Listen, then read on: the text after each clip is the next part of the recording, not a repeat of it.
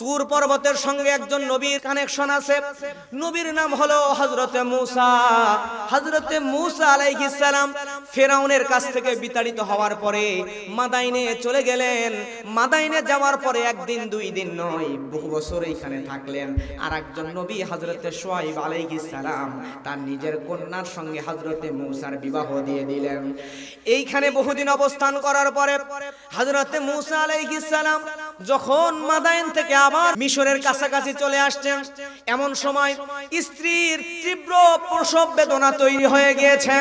স্ত্রী কান্না শুরু করে দিয়েছে। শীতের রাত, কনকনে হাড় কাঁপানো ঠান্ডার মধ্যে মূসা নবী আগুনের তালাশ করা শুরু করলেন। হাঁটতে হাঁটতে তুর পর্বতের উপরে তাকায় দেখলেন বিশাল বড় আগুনের একটা খণ্ড। মুফাসসিরগণ বলেন হযরতে মূসা তুর পর্বতের উপরে চূড়ায় উঠে গেলেন। উঠে যাওয়ার পরে দেখতেছেন আগুন যদি গাছের উপরে লাগে তাহলে গাছের লতা পাতাগুলো জ্বালার কথা ছিল, আগুন দিয়ে দাউ দাউ করে জ্বলার কথা ছিল।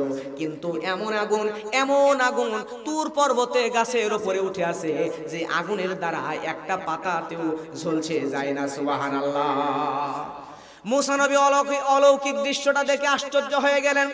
মনে মনে ভাবলেন ওই আগুন যদি একটুখানি বিস্ফোরিত হয়ে জমিনে পড়তো, ওই টুকরা নিয়ে আমি স্ত্রীর কাছে চলে যেতাম আগুন পোহানোর জন্য। কিন্তু আগুন যখন নিচে পড়তেছে না, মূসা নবী আগুন ধরার জন্য আগুনের কাছে হাঁটতে হাঁটতে আগাচ্ছে। আর আসমানের উপরের দিকে গাছের মাথার আগুনের টুকরাটা, মূসা নবী সামনে যায় আর আগুনের টুকরা পিছনের দিকে হাঁটতেছে। সুবহানাল্লাহ। আগুন ধরতে পারে না। মূসা নবী অবাক হয়ে গেল, কিরে আগুন পিছনে হাঁটে কেন? আউযু বিল্লাহি মিনাশ শাইতানির রাজীম। বিসমিল্লাহির রাহমানির রাহিম। ওয়াত-তিনি ওয়াস-সাইতুনি ওয়া তুরি সিনিন ওয়া হাযাল বালাদিল আমিন।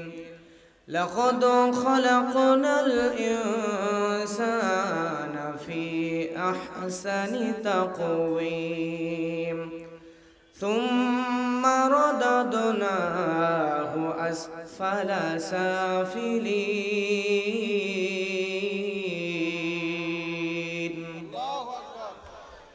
ইল্লাল্লাযীনা আমানু ওয়া আমিলুস সালিহাতি ফালাহুম আজরুন গায়রু মামনুন।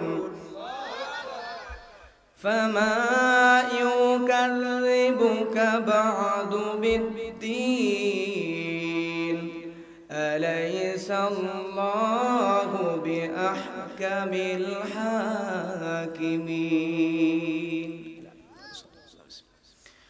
ইন্নাল্লাহা ওয়া মালাইকাতাহু ইউসাল্লুনা আলান নবী।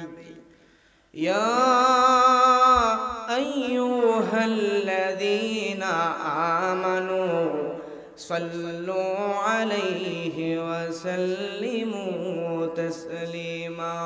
যেমন তুমি দিলে জমিন, দিয়েছো আসমান, সুখের সমাজ গড়তে দিলে তেমনি কোরআন তোমার দয়া ফুরান, দয়া ফুরান, দয়া ফুরান। তৃষ্ণা নিবারণে দিলে স্বচ্ছ সাধু পানি, জঠর জ্বালা জুহুরাতে আর ফল ফসল জানি। পথের দিশাই তেমনি দিলে, পথের দিশাই তেমনি দিলে রাসূলে আকরাম, রাসূলে আকরাম, রাসূলে আকরাম। আলহামদুলিল্লাহ। ঐতিহ্যবাহী রাজশাহী জেলা বাগমারা থানা দীপপুর তালিমুল কোরআন একাডেমির উন্নতি গল্পে আজকের মাহফিলের সম্মানিত সভাপতি জনাব আলহাজ ডাক্তার মোহাম্মদ আব্দুল বারী, নায়েবে আমির বাংলাদেশ জামাত ইসলামী। আজকের মাহফিলের সম্মানিত চিফ গেস্ট উনি উপস্থিত হয়েছেন জনাব মোহাম্মদ ইমামুল হক, কর পরিদর্শক, জাতীয় রাজস্ব বোর্ড। এছাড়াও আজকের মাহফিলের আয়োজন যারা করেছেন মোখলেসুর রহমান মিল্টন ভাই সহ আমাকে দাওয়াত দিয়ে এনেছেন আপনাদের এলাকার মাদ্রাসার সম্মানিত মুহতামিম মোজাম্মেল হক, 1900 আজকের মাহফিলের বিশেষ অতিথি, সহ সভাপতি বৃন্দু, বিশেষ অতিথি বৃন্দু, প্রধান পৃষ্ঠপোষক, এছাড়াও মাহফিলের আয়োজন যারা করেছেন। আমার সামনে বসে আছেন কোরআন প্রেমিক ইসলাম প্রিয় তৌহিদি জনতা, পর্দার আড়ালে বসে আছেন সম্মানিত অবলা সরলা মা এবং বোনেরা। সবার জন্য দোয়া করছি এভাবেই আল্লাহ সুবহানাহু ওয়া তাআলা আজকের মাহফিলে আমাদেরকে যেভাবে একত্রিত করেছেন এভাবেই একসাথে জান্নাতের মেহমান হিসেবে কবুল করুন, সকলে বলেন আমিন। প্রিয় ভাইয়েরা, প্রিয় মুরব্বীরা, আপনারা আজকের মাহফিলে আসতে পেরেছেন, এখানে আসতে পেরে, বসতে পেরে, কোরআন শুনতে পেরে আপনারা খুশি না বেজার? আরেকটু জোরে বলেন তো, খুশি না বেজার? যারা হয়েছেন খুশি, মুখে নিয়ে হাসি, আওয়াজ দিয়ে বেশি উঁচু করে কাল্লা চিৎকার দিয়ে বলেন সুবহানাল্লাহ। আজকে আলোচনা শুরুতেই খুতবার ভিতরে কোরআন মাজিদের সকলের পরিচিত, আমি মনে করি 90% মানুষের মুখস্থ একটি সূরা তেলাওয়াত করেছি। সূরাটির নাম কি? সূরা ৩।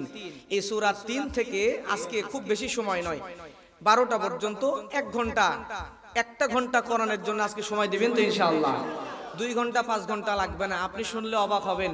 আপনি হয়তো এই মাহফিলে বসেছেন, এই সূরা ৩-এর আলোচনা 1 ঘন্টায় আপনাকে বোঝায়া ছেড়ে দিতে পারবো, কিন্তু 1 ঘন্টার আলোচনা রেডি করার জন্য আমাকে কোরআন হাদিস মুতাআলা করতে হয়। বিভিন্ন ইতিহাস, বিভিন্ন কোরআন হাদিসের তাফসিরগুলো মোটামুটি 2-3 মাস স্টাডি করার পরে, 2-3 মাস পড়াশোনা করার পরে একটা আলোচনা রেডি করে আপনাদের সামনে আনি। তাহলে আমি এই আলোচনার পিছনে যদি 2 থেকে 3 মাস পরিশ্রম করতে পারি, তাহলে এই কোরআনের মহব্বতে আপনি 1 ঘন্টা সময় দেবেন তো ইনশাআল্লাহ? দেবেন তো ইনশাআল্লাহ?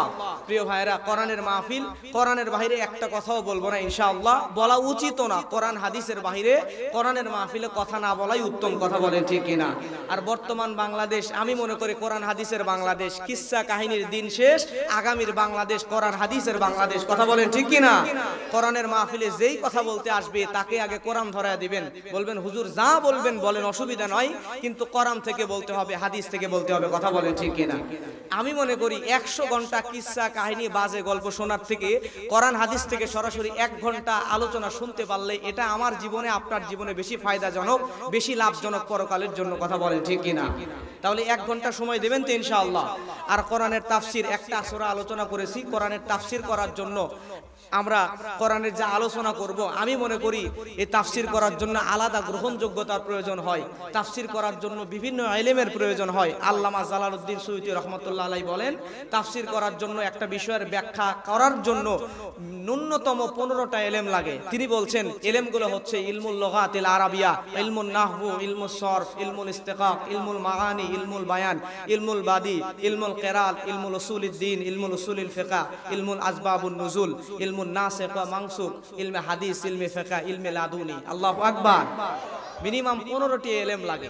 প্রিয় ভাইরা, আমি মনে করি বাংলাদেশে হাজারো আলেম আছে, হাজারো বক্তা, হাজারো মুফাসসির, হাজারো ইসলামিক লেকচারার আছে, কিন্তু সবার মধ্যে হয়তোবা অন্যান্য 14টা ইলম থাকলেও ইলমে লাদুনি এটা সবার মধ্যে পাওয়া যায় না। ইলমে লাদুনি হচ্ছে ইলম এবং আমলের সমন্বয়। আমি যে কথাটি বলছি এটা শুনে যদি আপনার হৃদয়ের অন্তরে রেখাপাত করতে পারি, আমার কথা শুনে যদি পরিবর্তনের ইচ্ছা হয়, আমলের ইচ্ছা হয়, তাহলে বুঝবেন আমি আমল করে আপনাকে কথাগুলো বলছি। আর আমার কথা শুনে যদি আপনার হৃদয়ের মধ্যে পরিবর্তন অনুভূত না হয়, তাহলে বুঝবেন আমি বক্তারও আমল নাই, আপনি আমার কথা শুনেও কোনো ফায়দা নাই। তাহলে এবার বলবেন সবাই, আপনারা জ্ঞানী বিচক্ষণ মানুষ, বলবেন তেলাওয়াত করেছি কোন সূরা?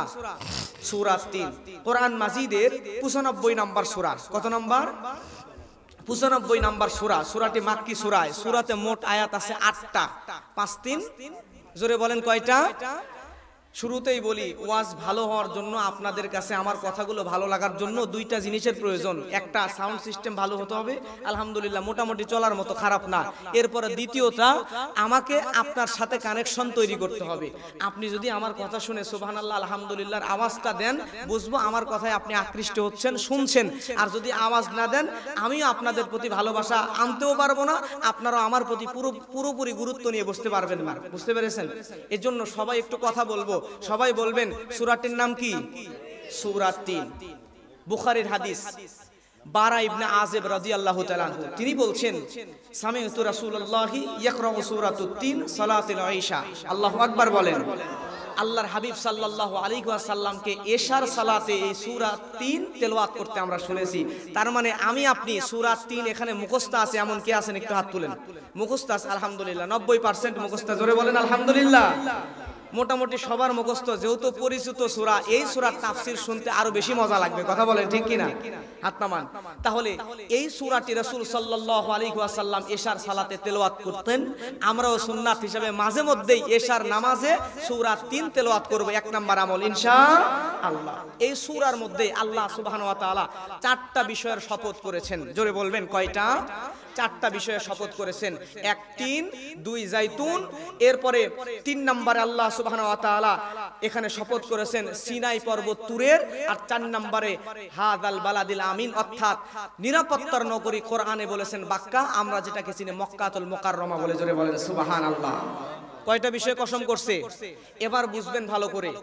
আপনি যখন কোনো কথা মানুষকে সাধারণ অবস্থায় বলতে যাবেন, আপনার কথা যখন বিশ্বাস করবে না, গুরুত্বহীন হয়ে পড়বে, তখনই ওই গুরুত্বহীন কথাটাকে পাওয়ারফুল কথা বানানোর জন্য, গুরুত্বপূর্ণ বানানোর জন্য কথার আগে বলেন আল্লাহর কসম করে বলছি কথা সত্য। কথা বলেন ঠিক কিনা?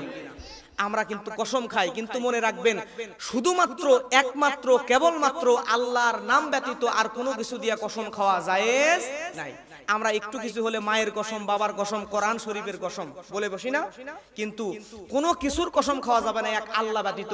আর আল্লাহর কসম যখন তখন নয়, খুব গুরুত্বপূর্ণ হলে আপনি যখন কথাটার ওয়েট বোঝাতে যাবেন তখনই শুধু আল্লাহর কসম খাবেন। আল্লাহ ছাড়া অন্য কিছুর কসম খাওয়া যাবে না। এখন আল্লাহ ৪টা কসম কেন খেলেন? ৪টা কসম খাওয়ার পরে আল্লাহ এমন একটা কথা বলবেন, এমন একটা কথা দুনিয়ার মানুষকে জানাবেন, যেই কথা জানার পরে আমরা মানুষরা যত গুরুত্বহীন ভাবে না নেই, এই কথাগুলোর ওয়েট, গুরুত্ব পরিমাপ করানোর জন্য আল্লাহ সুবহানাহু ওয়া তাআলা ৪ বার কসম খেয়েছেন ৪টা বিষয়ে। জোরে বলেন সুবহানাল্লাহ। এবার আসেন আয়াত নাম্বার ১। কত নাম্বার? আল্লাহ রাব্বুল আলামিন বলেন ওয়াত-তিনি ওয়াস-সাইতুন। আল্লাহু আকবার। ১ নম্বরে আল্লাহ কসম করছেন তুরে। তিন মুফাসসিরগণ বলছেন এই ৩ একটা ফল। ৩ কি ফল? এই ফলটা মূলত পাওয়া যায় ফিলিস্তিন এবং মিশরে এই ফল সবচেয়ে বেশি পাওয়া যায়। তবে শুনলে অবাক হবেন, বর্তমান বাংলাদেশেও বাণিজ্যিক ভাবে এই 3 ফল চাষ হচ্ছে। জোরে বলেন আলহামদুলিল্লাহ। আমরা বাংলাদেশে ডুমুর চেনেন? আপনারা ডুমুর চেনেন না? ৩ আপনারা জগই বলেন। জগই মানে ডুমুর আর ৩ মোটামুটি কাছের, কিন্তু দেশি আর বিদেশি এর মধ্যে একটু পার্থক্য আছে। 3 ফল যদি আপনারা পান, এটা বেশি বেশি কিনে খাবেন। হাদিসের মধ্যে আসছে উহদিয়া লি রাসূলিল্লাহি সাল্লাল্লাহু আলাইহি ওয়াসাল্লাম তাবাকুম মিনাত-তিন ফাআকালা মিনহু। আল্লাহর হাবিব সাল্লাল্লাহু আলাইহি ওয়াসাল্লাম এক জায়গায় বসা, এমন সময় নবীজির সামনে সাহাবীরাও বসা। আল্লাহর হাবিবের কাছে কিছু সংখ্যক 3 ফল উপহার আসলো, হাদিয়া আসলো। আল্লাহর নবী এই 3 ফল থেকে 3 ফল কিছু সংখ্যক খাইলেন এবং সাহাবীদেরকে বললেন তোমরাও এই 3 ফল থেকে ভক্ষণ করো, খাও। সুবহানাল্লাহ। নবীজি এরপর বললেন লাউ কুলতু ইন্না ফাকিহাতান নাযালাম মিনাল জান্নাহ লাউ কুলতু হাদিহি। আল্লাহর নবী বললেন আমি নবী যদি বলি জান্নাত থেকে এই মুহূর্তে আমি নবীর উপরে কিছু ফল নাজিল হয়েছে, তাহলে এই ফলটা হলো এই 3 ফল। জোরে বলেন সুবহানাল্লাহ। নবী বোঝালেন এই মুহূর্তে যেই ফল আমি খেলাম তোমাদেরকে খাইতে বললাম, আমি যদি বলি আল্লাহ জান্নাত থেকে এই মুহূর্তে কোনো একটা ফল নাজিল করলেন, এই ফলটা হলো 3 ফল। জোরে বলেন সুবহানাল্লাহ।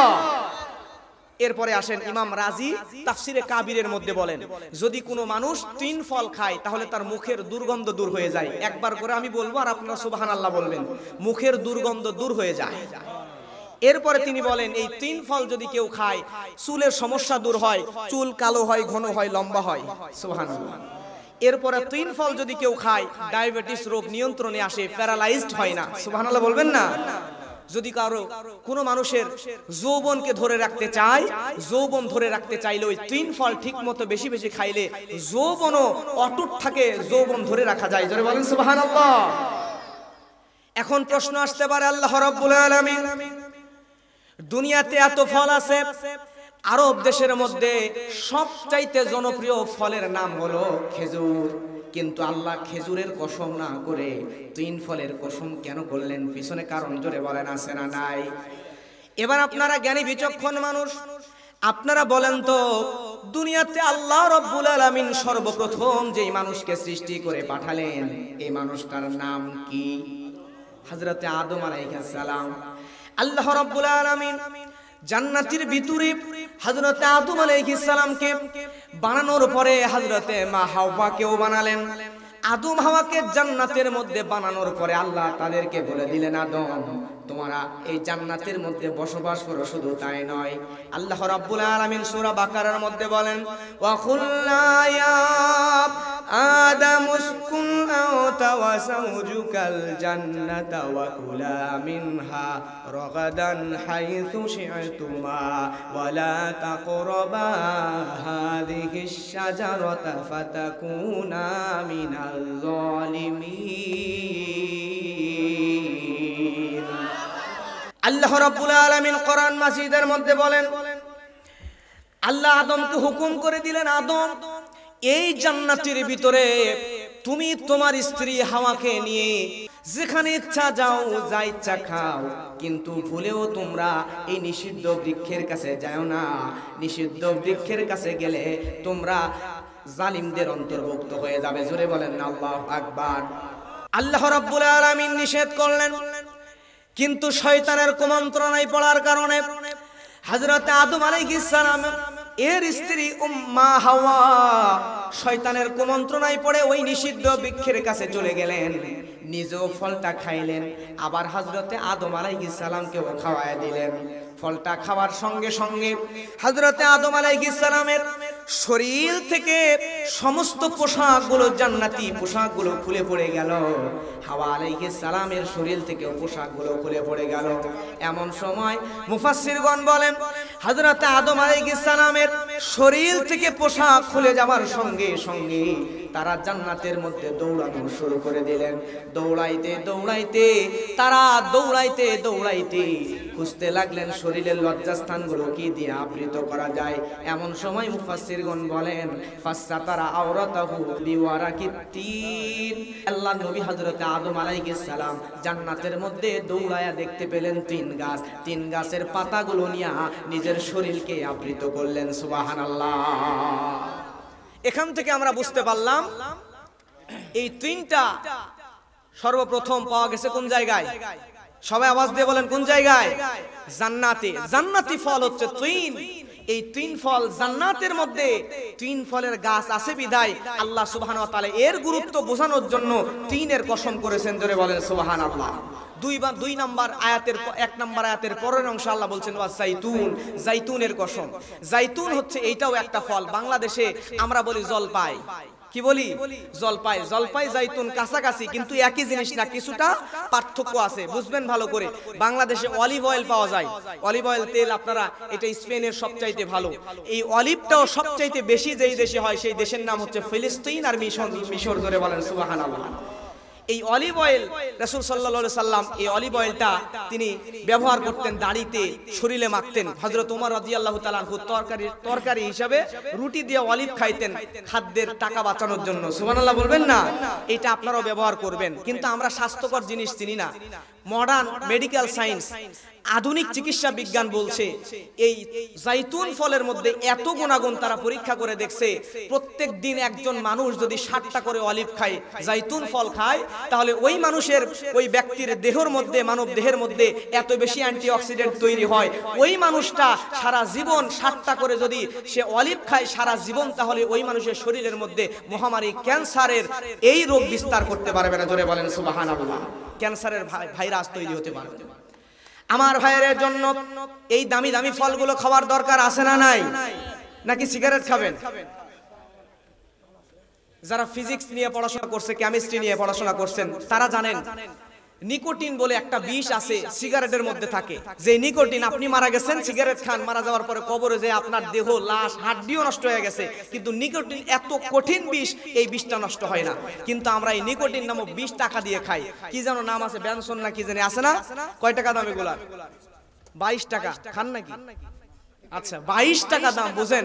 তাহলে একজন মানুষ প্রত্যেক দিন যদি এক প্যাকেট করে খায়, মাসে প্রায় 10-12 হাজার টাকার সিগারেটই খায়, কথা বলেন ঠিক কি না? কিন্তু আল্লাহ সুবহানাহু ওয়া তাআলা এই ফলগুলোর কসম করছেন, ওয়াত-তিন ওয়াজ-জাইতুন, তিন ফল খান, জাইতুন ফল খান, অলিভ অয়েল কিনে কিনে খাবারটা খান, এরপরে আপনি খেজুর কিনে খান, আঙ্গুর কিনে খান, বিড়ি সিগারেট গুল তামাক জর্দা একদম বাদ দেওয়ার দরকার। জোরে বলেন আছে না নাই? প্রিয় ভাইয়েরা আমার, লক্ষ্য করেন এরপরে আল্লাহ রাব্বুল আলামিন বলেন ওয়া তুরি সিনিন, জোরে বলেন আল্লাহু আকবার। আল্লাহ রাব্বুল আলামিন এখানে তুর পর্বতের কসম করেছেন। প্রশ্ন আসতে পারে আল্লাহ রাব্বুল আলামিন তুর পর্বতের কসম কেন করলেন?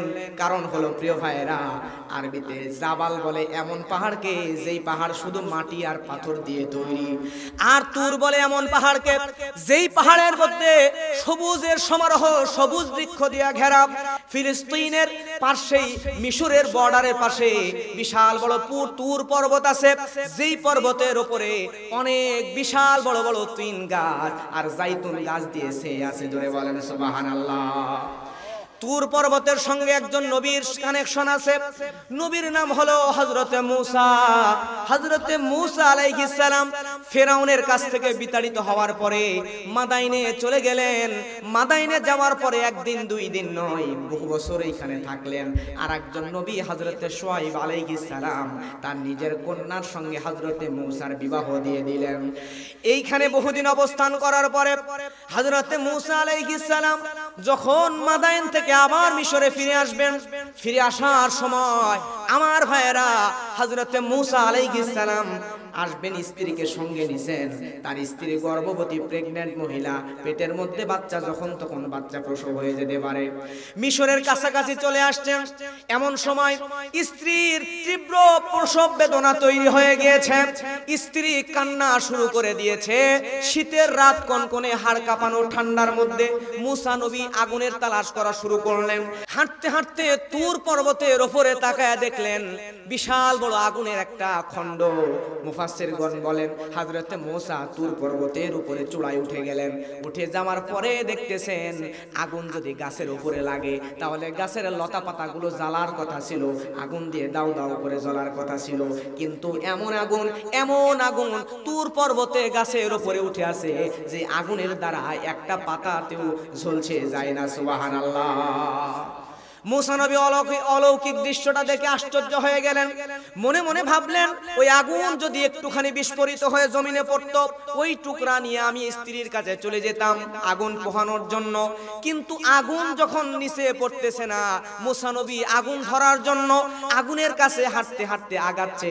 আর আসমানের উপরের দিকে গাছের মাথার আগুনের টুকরাটা, মূসা নবী সামনে যায় আর আগুনের টুকরা পিছনের দিকে হাঁটতেছে। সুবহানাল্লাহ। আগুন ধরতে পারে না। মূসা নবী অবাক হয়ে গেল, কিরে আগুন পিছনে হাঁটে কেন? মূসা আলাইহিস সালাম আশ্চর্য হয়ে গেলেন। এমন সময় হযরত মূসা আলাইহিস সালাম যখন সামনে আগাচ্ছেন, ওই আগুনের পিছন থেকে গায়েবী ভাবে আওয়াজ চলে আসলো, মূসা। আল্লাহ রাব্বুল আলামিন মূসার উপর সর্বপ্রথম ওহী নাজিল করলেন। আল্লাহ সূরা তাহার মধ্যে বলেন, ইন্নী আনা রাব্বুকা ফাখলা'না আলাইকা ইন্নাকা বিল ওয়াদিল মুকাদ্দাসি তুয়া। আল্লাহু আকবার। ওয়া আনা খতারতুকা ফাসতামি' লিমা ইউহা ইন্নানি আনা আল্লাহু লা ইলাহা ইল্লা আনা ফা'বুদুনি ওয়া আকিমিস সালাতা লিযিকরি। আল্লাহু আকবার। আল্লাহ রাব্বুল আলামিন আয়াত দিয়ে জানিয়ে দিচ্ছেন, আমি তোমার প্রতিপালক আল্লাহ। জোরে বলেন আল্লাহু আকবার। মূসা, আমি তোমার প্রতিপালক আল্লাহ, তোমার রব আল্লাহ। এজন্য তুমি এই পাহাড়ের উপরে এসেছো। এই পাহাড়টা সাধারণ কোনো পাহাড় নয়, এইটা হলো তুয়া উপত্যকা, পবিত্র একটা ভূমি। যেহেতু পবিত্র ভূমিতে তুমি এসেছো, আর তোমার রব আমি আল্লাহর কথা বলছি। অতএব মূসা, তুমি তোমার পায়ের জুতাটা খুলে তারপরে পাহাড়ের উপরে আসো। সুবহানাল্লাহ। জুতাটা খুলে পাহাড়ের উপরে আসতেছে, আর আল্লাহ বলে, আমি আল্লাহর ইবাদত করো এবং আমার শরণার্থে নামাজ কায়েম করো। সুবহানাল্লাহ। লক্ষ্য করেন প্রিয় ভাইয়েরা আমার, সর্বপ্রথম হযরতে মূসার উপরে ওহী নাজিল হলো তুর পর্বতের উপরে। এই কারণে তুর পর্বতের এত দাম। মুসা নবী তুর পর্বতের উপরে গিয়েছিল বিধায় তুর পর্বতের দাম বাড়ে নাই। মুসা নবী তুর পর্বতে যাওয়ার পরে ওই তুর পর্বতে আল্লাহ ওহী নাজিল করেছেন বিধায় মুসা নবীর এই তুর পর্বতের দাম আল্লাহ বাড়াইছেন। সুবহানাল্লাহ। এবার দেখেন লক্ষ্য করে, পরবর্তীতে যখনই ওহীর প্রয়োজন হয়েছে মুসা নবী দৌড়ায় চলে যাইতেন তুর পর্বতে। কোথায়? তুর পর্বতে। এজন্যই তুর পর্বতটাকে পবিত্র একটা পর্বত বানিয়ে দিয়েছেন আল্লাহ। এই তুর পর্বত শুধু মুসলমানদের নয়, তিনটা ধর্মের তীর্থস্থান, খ্রিস্টান, ইহুদি, মুসলিম, তিন ধর্মের তিনটা মসজিদ এখনো তুর পর্বতে আছে। সুবহানাল্লাহ বলেন। প্রিয় ভাইরা আমার, ইহুদিরাও তুর পর্বতকে পবিত্র মনে করে, খ্রিস্টানরাও তুর পর্বতকে পবিত্র মনে করে, মুসলমানরাও মুসা নবীর কারণে ওই জায়গায় প্রথম মুসা নবীর উপরে ওহী নাজিল হওয়ার কারণে তুর পর্বতকে মুসলমানেরাও পবিত্র মনে করে। আল্লাহু আকবার। এবারে আসেন, আল্লাহ রাব্বুল আলামিন পরবর্তী আয়াতের মধ্যে বলেন, সবাই বলেন না, ওয়া হাযাল বালাদিল আমিন। আল্লাহু আকবার। আল্লাহ রাব্বুল আলামিন এখানে নিরাপত্তার নগরী মক্কাতুল মুকাররমার কসম খেয়েছেন। কেন আল্লাহ মক্কাতুল মুকাররমার কসম খাইলেন? এই মক্কাটাকেও আল্লাহ রাব্বুল আলামিন দামি বানিয়ে দিয়েছেন। কেন দামি বানালেন? লক্ষ্য করেন, হযরত মূসা তুর পর্বতে গিয়েছে বিদায় তুর পর্বতের দাম বাড়ে নাই, বরং তুর পর্বতের উপরে এই কোরআন আল্লাহ রাব্বুল আলামিন ওহী নাজিল করেছেন মূসার উপর, তাই তুর পর্বতের দাম বেড়েছে। আর মক্কার মধ্যে কোরআন নাজিল হয়েছে বিদায়, কোরআন ওহী নাজিল হয়েছে বলে মক্কার দাম বাড়ে নাই। কারণ আল্লাহ নবী মুহাম্মদ সাল্লাল্লাহু আলাইহি ওয়াসাল্লামকে মক্কায় আল্লাহ প্রেরণ করেছেন বিধায় নবীর কারণে আল্লাহ মক্কার দাম বাড়ায় দিয়েছেন। সুবহানাল্লাহ। কারণ মুসা নবীর ওহীর প্রয়োজন হলে তুর পর্বতের চূড়ায় যাইতেন, কিন্তু ভাইরা আমার আল্লাহর হাবিবের ওহীর প্রয়োজন হলে কোনো জায়গায় যাওয়া লাগতো না। নবীজি যখন বাইতুল্লাহ কাবায় থাকলে কাবায় আল্লাহ ওহী নাজিল করত। নবীজি উহুদে গেলেন, নবীজি খন্দকে গেলেন, বদরে গেলেন, মদিনায় গেলেন, তায়েফে গেলেন, আল্লাহর নবী যেখানেই যায় মুহাম্মদ রাসূল সাল্লাল্লাহু আলাইহি ওয়াসাল্লামের উপরে সেখানেই আল্লাহ ওহী নাজিল করে দেন। সুবহানাল্লাহ। লক্ষ্য করেন, হযরত ঈসা আলাইহিস সালাম নাম জানেন তো? এই নবীর উপরে নবীর কাছে ওহী নিয়ে আসতে জিবরাইল 400 বার। কয়বার? 400 বার। এরপর হযরত ইব্রাহিম আলাইহিস সালামের কাছে জিবরাইল আসছে মাত্র 10 বার। সবাই বলবেন কয়বার? মাত্র 10 বার। এরপর দুনিয়াতে যত পয়গম্বর 1,24,000 মতান্তরে আরো বেশি যত পয়গম্বর নবী দুনিয়াতে আসছে 500 বারের উপরেও কোন নবীর কাছে জিবরাইল আমিন আসেন নাই। কিন্তু আমার আপনার নবী মুহাম্মদ রাসূলুল্লাহ সর্বশেষ সর্বশ্রেষ্ঠ নবীর উপরে ওহী নিয়া জিবরাইল আমিন একবার দুইবার নয় 24,000 বার ওহী নিয়ে আসছে। জোরে বলেন আল্লাহু আকবার। প্রিয় ভাইরা আমার, এজন্য মক্কার দাম আল্লাহ বাড়িয়ে দিয়েছেন।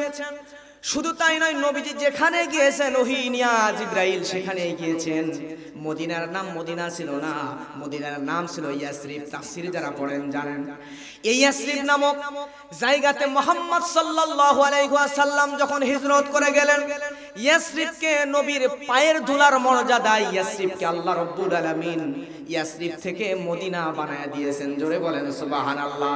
পরবর্তীতে নবীজি মক্কার থেকেও মদিনাকে দামি করার জন্য আল্লাহর কাছে দোয়া করেছিলেন। আল্লাহ দোয়া কবুল করে মদিনাকে আরো বেশি সম্মানিত করে দিয়েছেন। সুবহানাল্লাহ। এরপরে প্রিয় ভাইরা আমার 4 নম্বর আয়াত আল্লাহ রাব্বুল আলামিন বলেন, লাকাদ খালাকনাল ইনসানা ফি আহসানি তাকওয়িম। আল্লাহু আকবার। আল্লাহ রাব্বুল আলামিন বলেন, আমি আল্লাহ মানুষকে সৃষ্টি করেছি সুন্দর অবয়ব দিয়া, সুন্দর গঠন দিয়া। লক্ষ্য করেন, একজন মানুষের চেহারা হতে পারে কালো, কিন্তু এই মানুষের চেহারা কালো হলেও সুন্দর দুনিয়ার অন্য প্রাণীদের চাইতে সবচাইতে সুন্দর গঠন দিয়ে আল্লাহ মানুষকে বানাইছেন। সুবহানাল্লাহ। শুধু তাই নয়, দেখেন জলে স্থলে বাতাসে যত প্রাণী আছে সব প্রাণীকে আল্লাহ মানুষের অধীনস্থ বানায়া দিয়েছেন। সব প্রাণীর চাইতে মানুষের দাম মান সম্মান বাড়িয়ে দিয়েছেন কে? জোরে বলেন কে?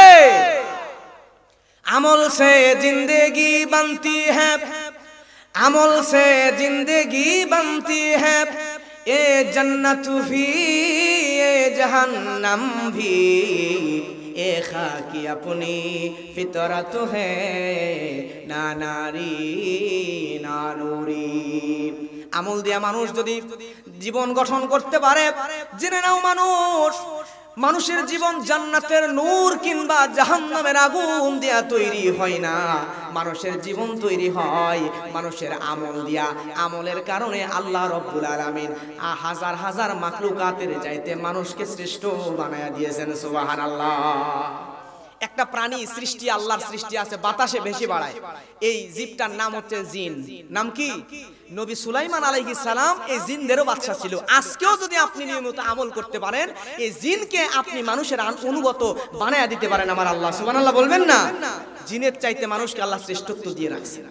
শুধু তাই নয়, বলেন তো সমুদ্রের সবচাইতে বড় প্রাণীর নাম কি? এই তো জ্ঞানী শিক্ষিত মানুষ আছেন আপনারা, আলহামদুলিল্লাহ। নীলতিমি সবচাইতে, এই নীলতিমির লেজের উপরে 8-10টা হাতি রাখতে পারবে, এত বড়। সুবহানাল্লাহ বলবেন না? এই নীলতিমির চাইতো মানুষকে আল্লাহ বেশি জ্ঞান দিয়েছেন। সমুদ্রের মধ্যে শুধু তিমি না, মানুষরাও এখন বিচরণ করতে পারে। সুবহানাল্লাহ বলবেন না?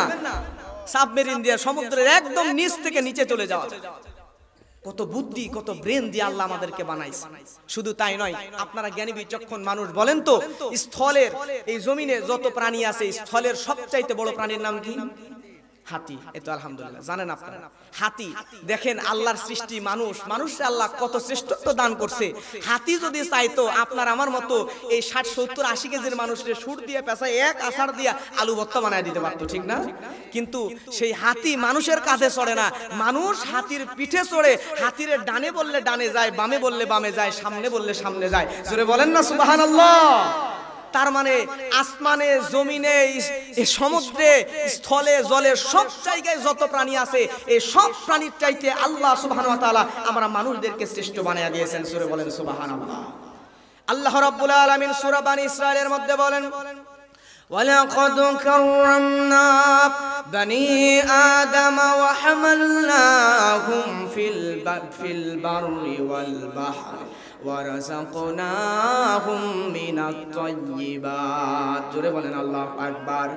আল্লাহ রাব্বুল আলামিন বলেন, আমি আল্লাহ এই আদম সন্তানগুলোকে, এই মানুষগুলোকে সবচাইতে বেশি মর্যাদা দিয়েছি। স্থলে এবং সমুদ্রের মধ্যে চলাচল করার জন্য মানুষদেরকে বাহন দিয়েছি। জমিনের মধ্যে চলার জন্য দামি দামি ব্র্যান্ডের প্রাইভেট কার, দামি দামি গাড়িগুলো আছে। আকাশে চলার জন্য এরোপ্লেন, বিমানগুলো, জাহাজগুলো আছে। পানির মধ্যে চলার জন্য পানি জাহাজ আছে, সাবমেরিন আছে।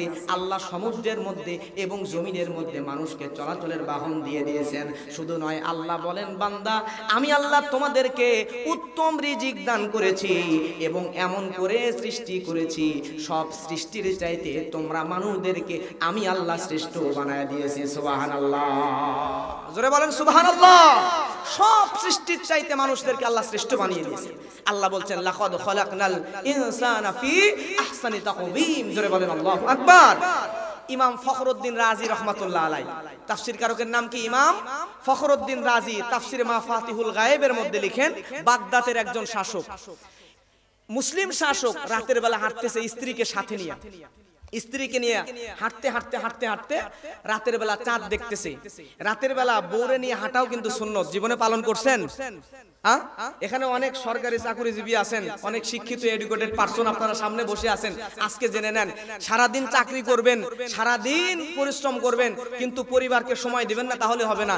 ফ্যামিলিকে একটু সময় দিবেন। আপনার স্ত্রীকে নিয়ে, মুরব্বী যুবক সবাই বিয়ে করেছেন, বউর নিয়ে মাঝে মধ্যে হাঁটতে বের হবেন, হাঁটতে বের হবেন, চাঁদ দেখবেন, এটাও সুন্নাত। সুবহানাল্লাহ বলবেন না? আল্লাহর হাবিব সাল্লাল্লাহু আলাইহি ওয়াসাল্লাম আম্মা জান আয়েশা রাদিয়াল্লাহু তাআলা আনহাকে নিয়ে হাঁটতেন, দৌড়ের প্রতিযোগিতা করছেন, এমন বর্ণনাও পাওয়া যায়। সুবহানাল্লাহ বলবেন না? প্রিয় ভাইরা, এই বাগদাদের মুসলিম শাসক সুন্দর স্ত্রীকে নিয়ে, তরুণী তন্নি, একদম রূপবতী স্ত্রী, এত সুন্দর স্ত্রী, তারে নিয়ে হাঁটতেছে। হাঁটতে হাঁটতে আকাশের দিকে তাকাইছে, তাকায় দেখে পূর্ণিমার সুন্দর চাঁদ উঠেছে। চাঁদের দিকে তাকায়, একবার বউয়ের দিকে তাকায়। আবেগের চোটে বউ এত বেশি সুন্দর, বুঝেন বেশি সুন্দর হলে যা হয়, এত বেশি সুন্দর এই শাসকের বউ, এই রাষ্ট্রপ্রধান চাঁদের দিকে তাকানোর পর বউরে বলতেছে, বউ ওই আকাশের চাঁদও সুন্দর, তুমিও সুন্দর, কিন্তু ওই চাঁদের থাইকে তুমি অনেক বেশি সুন্দর, যদি বেশি সুন্দর না হও তুমি তালাক। নাউজুবিল্লাহ বলবেন না? বলছে চাঁদের চেয়ে বেশি সুন্দর না হলে কি তুমি ডিভোর্স। মানে আবেগে বলছে যে তোমার চাইতে তো সুন্দর না। আবেগের কারণে বলে ফেলছে। পরের দিন সকালে মুসলিম তার হুঁশ ফিরে আসছে, কিরে আমার বউ যদি চাঁদের চেয়ে সুন্দর না হয় তাহলে তো সে তালাক, তার সাথে তো আমার আর স্বামী স্ত্রী যে মিলন এগুলো তো জায়েজ হবে না, তাহলে তো আলাদা করে দেওয়া লাগবে, ঠিক না? এখন সে চিন্তিত হয়ে গেছে।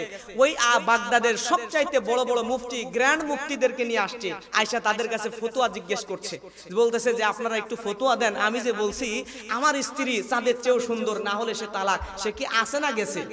সব গ্র্যান্ড মুফতি একসঙ্গে একই ফতোয়া দিয়ে দিয়েছে যে আপনার বউ আর নাই, শেষ। সুবহানাল্লাহ বলবেন না নাউজুবিল্লাহ বলবেন? বেচারা যত বড়ই শাসক হোক, এই যে ওনারা সরকারি চাকরিজীবী, পাওয়ার অনেক, টাকা অনেক, অনেক কিছু আছে, কিন্তু দেখেন বাংলাদেশের এখন যদি প্রধানমন্ত্রীও হয়, প্রধানমন্ত্রীর একটা প্রধানমন্ত্রী আছে ঘরের বউ, কথা বলেন ঠিক কিনা? বউয়ের বাইরে যাইতে পারে না, কি ভুল বললাম? বউরে সবাই ভালোবাসে। এখন অনেক চাকরি মানে অনেক টাকা পয়সার মালিক, কিন্তু অনেক পাওয়ার আছে, ক্ষমতা আছে, টিপু সুলতানের মতো পাওয়ার, এরকম চেহারা, টাকা পয়সা সব আছে, কিন্তু সুন্দরী বউ আছে ঘরে। বউ যদি চলে যায় সবকিছু ছেড়ে ও দেবদাস হয়ে যাবে, ঠিক না? বউরে অনেক বেশি ভালোবাসে, টাকা পয়সা বেশি থাকলে হবে কি, বউ আলাদা মহব্বতের জিনিস। ওই লোক পাগলের মতো হয়ে গেছে। এখন সব মুফতিদের একই ফতোয়া, এখন তিনি করছেন কি এক জায়গা থেকে আর এক জায়গায় দৌড়ান।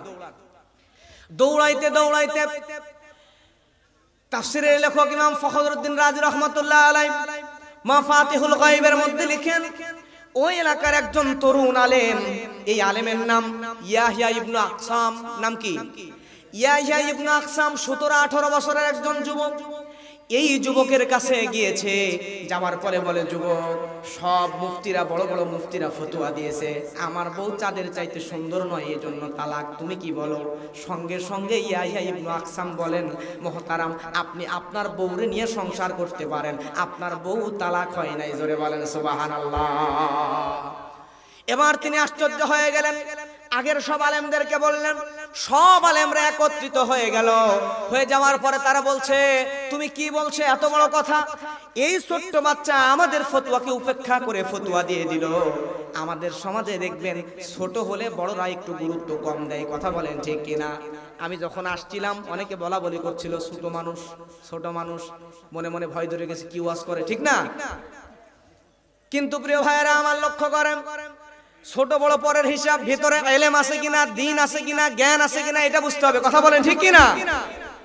একজন মানুষের 100 বছর বয়স হয়ে যেতে পারে, তার ভিতরে যদি দ্বীনি ইলম না থাকে, আর একজন মানুষের 15 বছর বয়স, 20 বছর বয়স, দ্বীনি ইলম যদি তার মধ্যে থাকে, 100 চাইতে 20 বছরের আলেমের দাম আল্লাহর কাছে বেশি, কথা বলেন ঠিক কিনা?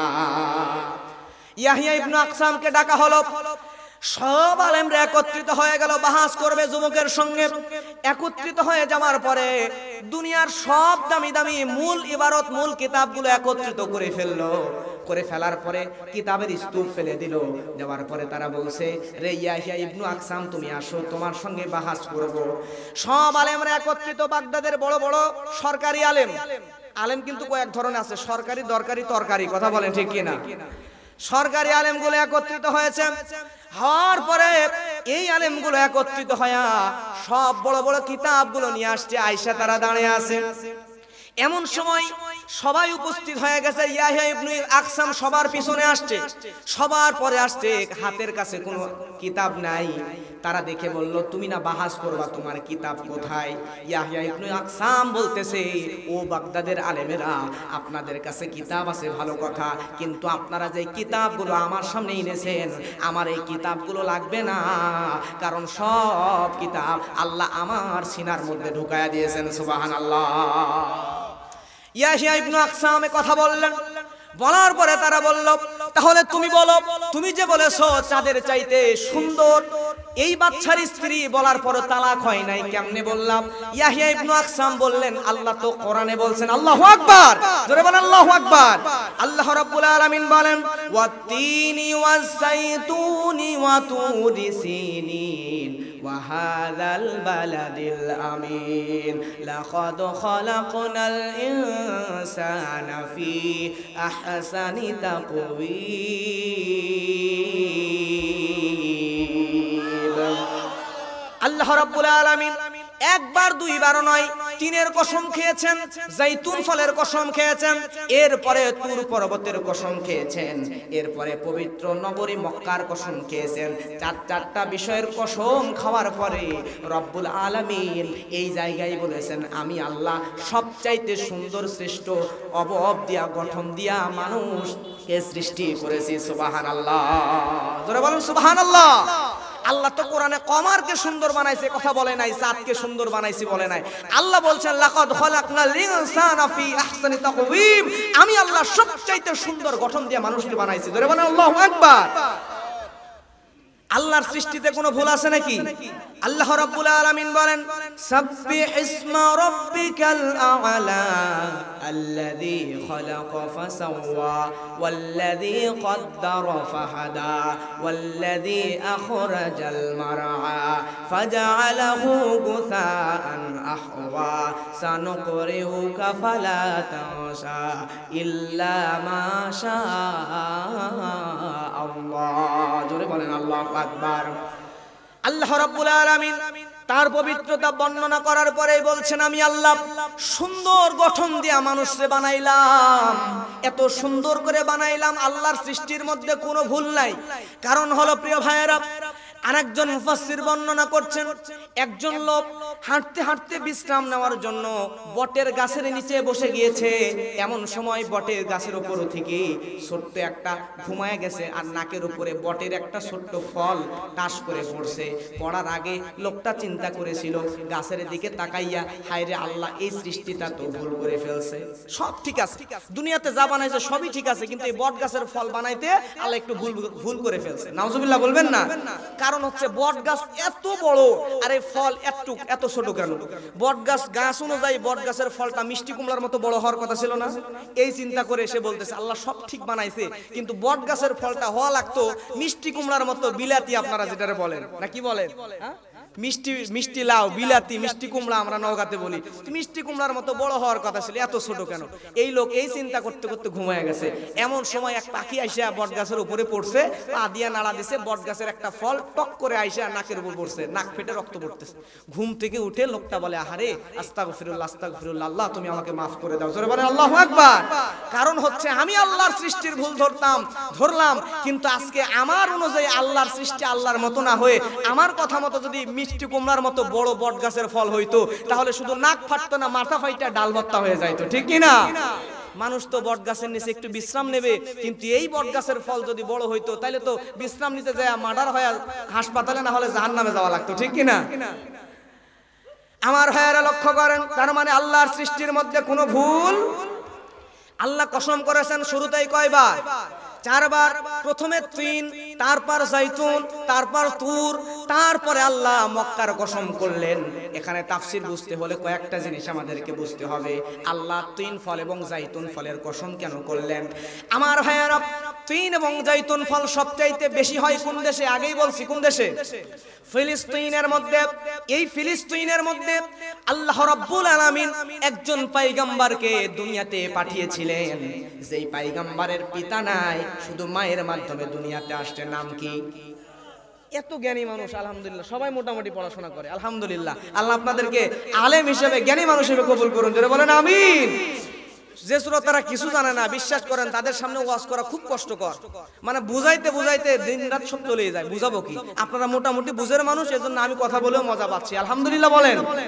আমার ভাইয়েরা লক্ষ্য করেন, এইবারে দেখেন হযরত ঈসা আলাইহিস সালামকে আল্লাহ ফিলিস্তিনের মধ্যে পাঠাইছেন, আর এই ফিলিস্তিনের মধ্যে সবচাইতে বেশি তিন ফল আর জাইতুন ফলের চাষ হয়, উৎপাদন হয়। আল্লাহ রাব্বুল আলামিন তিন ফল আর জাইতুন ফলের কসম করলেন, কারণ হলো বান্দা ওই ফলের দ্বারা আল্লাহ রাব্বুল আলামিন ফিলিস্তিনকে বুঝাইছেন, আর ফিলিস্তিনের মাধ্যমে আল্লাহ হযরত ঈসা নবীর দিকে উদ্দেশ্য করেছেন, আর হযরত ঈসা নবীর মাধ্যমে আল্লাহ ঈসার উপরে অবতীর্ণ হওয়া ইনজিলের দিকে ইঙ্গিত করেছেন। সুবহানাল্লাহ। এবারে দ্বিতীয় তৃতীয় নম্বরে আল্লাহ কসম করেছেন সিনাই তুর পর্বত, তুর নামক পবিত্র তুয়া উপত্যকা। আল্লাহু আকবার। এই তুর পর্বতের সঙ্গে একজন নবীর কানেকশন আছে। নবীর নাম ধরে বলেন কি? মুসা। আলহামদুলিল্লাহ, স্টেজের মানুষও জানে, সামনের মানুষও জানে, এর থেকে ভালো লাগার আর কি আছে? জোরে বলেন না আলহামদুলিল্লাহ।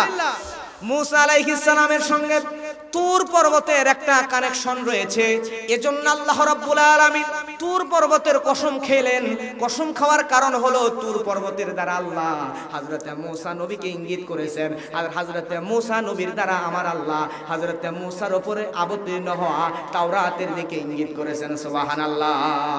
তৃতীয় নম্বরে ওয়াহাযাল বালাদিল আমিন, আল্লাহু আকবার।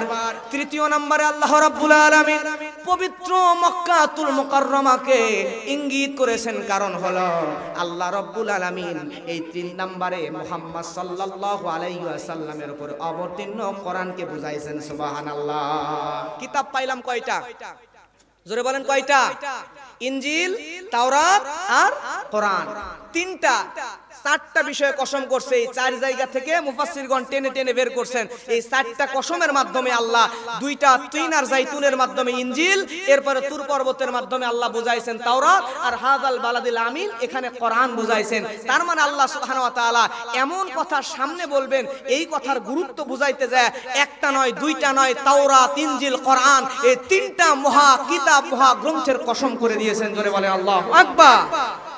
তাহলে বুঝেন 3টা গ্রন্থের কসম, 4টা জিনিসের কসম করার পরে আল্লাহ বলছেন, বান্দা লাকাদ কানা, আল্লাহ রাব্বুল আলামিন বলছেন সুন্দর করে জানিয়ে দিচ্ছেন, বান্দারে আমি আল্লাহ রাব্বুল আলামিন সুন্দর করে মানুষ সৃষ্টি করলাম। সুবহানাল্লাহ বলেন। সুন্দর করে মানুষ সৃষ্টি করলাম আল্লাহ বললেন। আল্লাহ রাব্বুল আলামিন এখানে লাকাদ খালাকনাল ইনসানা ফি আহসানি তাকওয়িম এ কথা বলার পরে রব্বুল আলামিন তারপরে আয়াতে বলছেন, আল্লাহ রাব্বুল আলামিন বলেন তুম্মা রাদাদনাহু আসফালা সাফিলিন। জোরে বলেন আল্লাহু আকবার। আল্লাহ রাব্বুল আলামিন বলেন, অতঃপর আমি আল্লাহ মানুষকে নিম্ন থেকে নিম্নে টেনে আনি। আল্লাহু আকবার। বুঝবেন ভালো করে, আল্লাহ বলছেন 4টা কসম খাইছেন, খাওয়ার পরে প্রথমে বললেন মানুষকে সুন্দর করে বানাইছি। মানুষ যে সুন্দর, সবচেয়ে শ্রেষ্ঠ, প্রমাণ তো পাইছেন নাকি?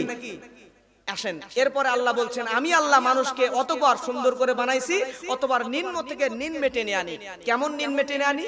আমাদের যখন জন্ম হয়, জন্ম হলাম, আস্তে আস্তে যুবক হলাম, যুবক হওয়ার পরে বুড়ো হয়। মানুষ যখন বুড়ো হয় 28 পার হয়ে যায়, পার হয়ে যাওয়ার পরে বয়স কিন্তু আস্তে আস্তে কমতে থাকে, নিচে নামতে থাকে। কথা বলেন ঠিক কিনা? কেমন নিচে নামে? মানুষের আমাদের চুলগুলো পাকা শুরু করে, বয়স যত বাড়ে চামড়াগুলো ঢিল পড়া শুরু করে, বয়স যত বাড়ে দাঁতগুলো উঠে যায়, বয়স যত বাড়ে ভুরুগুলো উঠে যায়। জন্মের সময় যেমন একদম ছোট্ট হয়ে বের হইছি, আবার বয়স হইলে লম্বা, বিশাল লম্বা মানুষ, মেরুদণ্ডের হাড় বাঁকা হয়ে ছোট বাচ্চার মতো বাঁকা হয়ে বুড়ো বয়সে হাঁটে। কথা বলেন ঠিক কিনা? আল্লাহ বড় বানাইছেন, আবার বলেন বান্দারে আমি তো তোমাদেরকে সুন্দর করে বানাইছি, আবার নিম্ন থেকে নিম্নে টেনে আনতেছি। বয়স যত বাড়ে গ্রহণযোগ্যতা, গুরুত্ব মানুষের তত কিন্তু কমে যায়। কথা বলেন ঠিক কিনা? এখন এখানে যারা দায়িত্বে আছেন, আমার অনেক প্রিয় ভাইয়েরা আছেন, এই ভাইয়েরা আজ থেকে 50 বছর পরে এই মাঠে দাঁড়ায় যদি একটা বিষয় বলে এটা কর ওইটা কর, শুনবে? এখন যদি বলে বাঘে ছাগলে 1 ঘাটে পানি খাবে। কথা বলেন ঠিক কিনা? কিন্তু আজ থেকে 50 বছর পরে তাদের কথা বড়রা কেন, ছোট বাচ্চারাও শুনবে না, কারণ বয়স বেড়ে গেছে, গ্রহণযোগ্যতা কমে গেছে। ছোট বাচ্চারাও বুড়োদের নিয়ে, মুরব্বীদের নিয়ে টিটকারি করে, হাসি তামাশা, এই ঠুকা দেয়, এই মনে করেন যে টুকা দিয়ে দৌড় দিয়ে পালায়া যায়। ঠিক না? তার মানে বয়স বেড়ে গেছে, মুরব্বী হয়ে গেছে, তার আর গুরুত্ব নাই। যত বয়স বাড়ে গ্রহণযোগ্যতা তত কমে। ঠিক কিনা? প্রিয় ভাইরা আমার লক্ষ্য করেন, এখানে আল্লাহ রাব্বুল আলামিন বলছেন তবে তারা ছাড়া। আল্লাহ বলেন ইল্লাল্লাযীনা আমানু ওয়া আমিলুস সলিহাতি ফালাহুম আজরুন গায়রু মামনুন। আল্লাহ রাব্বুল আলামিন বলছেন তারা ছাড়া, তারা ছাড়া যারা মুমিন বান্দা, যারা নেক আমল করে, এই বান্দাগুলোকে ছাড়া অন্যদেরকে আমি আল্লাহ নিচে থেকে নিচে টেনে আনবো। বুঝবেন ভালো করে, আমাদের সমাজে কিছু আলেম আছে, আলেম আল্লামা দেলোয়ার হোসেন সাইদি সাহেব, এরপরে বাংলাদেশের যতগুলো বড় বড় আলেম আছে, বড় বড় আলোচক আছে, ওয়াইজ আছে, তাদের বয়স যুবক বয়সে যতখানি ছিল, যুবক বয়সে যত সম্মান ছিল, বৃদ্ধ বয়সে সম্মান কমে গেছে নাকি আরো বাড়ছে? জোরে বলেন বাড়ছে না কমছে? বুঝবেন, আলেম যারা, কোরআনের সাথে সম্পর্ক ভালো যাদের, এই সমাজের মধ্যেই যে ব্যক্তি 5 ওয়াক্ত নামাজ পড়ে, তাহাজ্জুদ পড়ে, ভালো কথা বলে, মানুষকে গালি দেয় না, কষ্ট দেয় না, এরপরে ইমানদার, এই মানুষ বুড়ো হয়ে গেলেও তার কাছে যায় টিটকারি মারতে, তারে বকাঝকা করতে মানুষ ভয় পায় কি পায় না? বুড়ো হয়ে গেছে, অনেক বয়স, কিন্তু তারে তারপরও সম্মান করে। সুবহানাল্লাহ বলেন। আল্লাহ বলছেন ইল্লাল্লাযীনা আমানু ওয়া আমিলুস সলিহাত ফালাহুম আজরুন গায়রু মামনুন। তারা ব্যতীত যারা ইমানদার, যারা কাজ করে, যারা ভালো কাজ করে, জোরে বলেন সুবহানাল্লাহ। তার মানে যারা ইমানদার তাদেরকে আল্লাহ টেনে সম্মান নিচে নামান না, বয়স যত বাড়ে তত সম্মান বাড়ায়া দেয়। দুনিয়াতে বাংলাদেশের মধ্যে অনেক দামি দামি নায়িকা ছিল, নায়ক ছিল, যেই দামি নায়িকার চেহারা ছিল সুন্দর, সুন্দর চেহারার কারণে যৌবন বয়সে স্টেজ কাঁপায়া দিয়েছে। এমনকি হাজারো যুবকরা যেই যুবতী নায়িকাকে দেখার জন্য ঘন্টার পর ঘন্টা চাতক পাখির মতো তাকায়া ছিল। কথা বলেন ঠিক কিনা? আজকে বাংলাদেশের নিউজগুলো দেখেন, এমনও নায়িকা আছে, এমনও হিরোইন আছে যারা যৌবনে স্টেজ কাঁপানো ছিল, কিন্তু আজকে ভাত খাওয়ার টাকা পর্যন্ত জুটায় না, ভিক্ষা করে করে অথবা রাস্তার ধারে মানবতার জীবন যাপন করে। কথা বলেন ঠিক কিনা?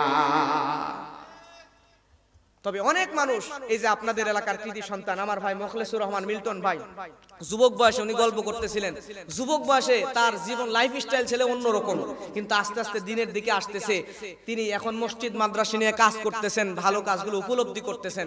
প্রত্যেকটা মানুষই দেখবেন যুবক বয়সে যেই মানুষগুলা যুবক থেকে আস্তে আস্তে বয়স বাড়ে, দিনের দিকে চলে আসে, এই মানুষগুলোর কপাল অনেক ভালো, আল্লাহ তাদেরকে জান্নাতি হিসেবে কবুল করুন, জোরে বলেন আমিন। আর যারা দিন যত যায় দিনের দিকে না এসে, ইসলামের দিকে না এসে গান বাজনা, এই সেই উল্টাপাল্টা জিনিস নিয়ে পড়ে থাকে, এই সমস্ত মানুষ দিন যায় আর অসম্মানিত হয়, অপমানিত হয়। কথা বলে ঠিক কিনা? আজকে যারা ভালো কাজ করছে তারা আগে কি করছে না করছে, কিন্তু এখন ভালো কাজ করলে ভবিষ্যতে তাদেরকে সব মানুষ সম্মান দেবে কি দিবে না? কিন্তু যারা খারাপ কাজ করে তাদের বয়স যত বাড়বে, একটা সময় ওই মাঠে বসে থাকবে, পিছন থেকে ছোট বাচ্চা লাথি দিয়ে দিবে, তো কিছু করার নেই।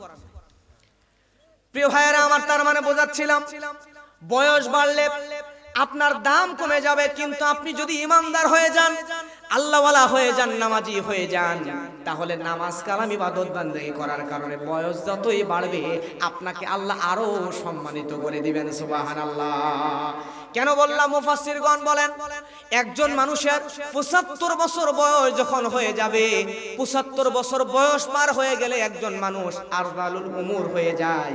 আরজালুল উমুর অর্থ হলো যেই মানুষটা 75 পার হয়ে যাবে, এই মানুষের আর কোনো গুনাহ লেখা হবে না যদি নেককার বান্দা হয়।